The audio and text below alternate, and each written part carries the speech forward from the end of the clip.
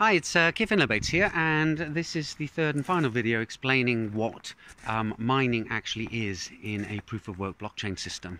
So in the previous two videos we discussed what a function, a hash function, and a cryptographic hash function are, and if you're not clear on that, then I recommend you go back and look at those videos. So, mining. What a miner does is it creates the next block to be added to the blockchain, which is a chunk of binary data.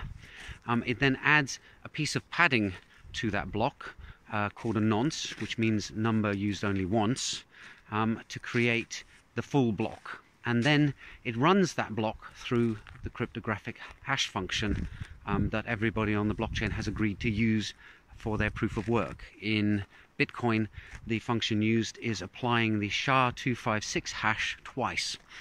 And what running that function on the proposed block does is it gives you an output which is basically a number. In fact, it's a 256-bit number. Now, there is a counter or a value that is stored on the blockchain and is occasionally recomputed called the difficulty. And the difficulty basically says that the output of applying your cryptographic hash function to your proposed block has to be lower than a certain value. Because the output of a cryptographic hash function is effectively random, i.e. you can't predict what it's going to be until you crank the handle and do the computation, the miner has no idea whether the block plus its nonce is going to give a value that is lower than the difficulty. And the odds are that it won't be. So what it then does is it picks a new nonce. Gets rid of the old one, puts the new nonce in its place. Now you have the proposed block plus the new nonce, and you put that through the cryptographic hash function and you crank the handle again. And again, the odds are that it won't be lower than the difficulty.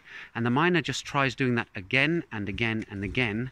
So each nonce is basically like a lottery ticket where the odds of winning are very low, but eventually somebody is going to pick a nonce plus a proposed block that actually has a hash that is lower than the difficulty. And as soon as it does that, it goes, hurrah, and publishes that block out to the network. Now, all the other miners can very, very quickly verify that that is correct, because doing one computation of the hash function only takes a few microseconds or milliseconds. It's the process of having to do it again and again and again that is the thing that is time consuming. And the difficulty is set in such a way that on average, given the number of miners and how quickly they can hash, it's going to take about 10 minutes to find the next block. And that's been set on purpose. Nakamoto set the time to be 10 minutes because he wanted one block being added every 10 minutes.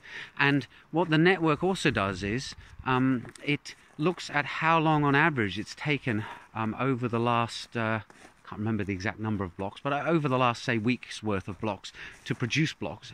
And if it notices that the amount of lottery players, miners, on the network has meant that blocks are being found too quickly, then the difficulty is adjusted, it's made smaller, which makes it harder for all the miners to find the next block. And that kind of dynamically adjusts the network so that the time is kept at 10 minutes per block. And similarly, if a whole bunch of miners leave, then the network will notice that it's taking too long for blocks to be found. And then it'll actually up the difficulty, making it easier for miners to find a hash that satisfies the difficulty. I hope that made sense and gives you some kind of idea of what's going on. So actually, the cryptographic puzzle isn't complex, it's just that it's a lottery. And the chance of any individual miner in one go finding a successful block is very, very low. That, in a nutshell, is mining on a blockchain. And the code within a miner that actually does the calculation usually can be encapsulated in just one or two lines of code. So it's that simple. It's just the concepts behind it that are difficult. Anyway, this video's got a bit longer because it's not the easiest thing to explain, given all the bits and bobs that are needed in order to connect the system together. But I hope that made sense. If it didn't, why not watch this video again? And if it still doesn't make sense, then leave a comment below and I'll have another shot at it sometime in the next week. Bye for now.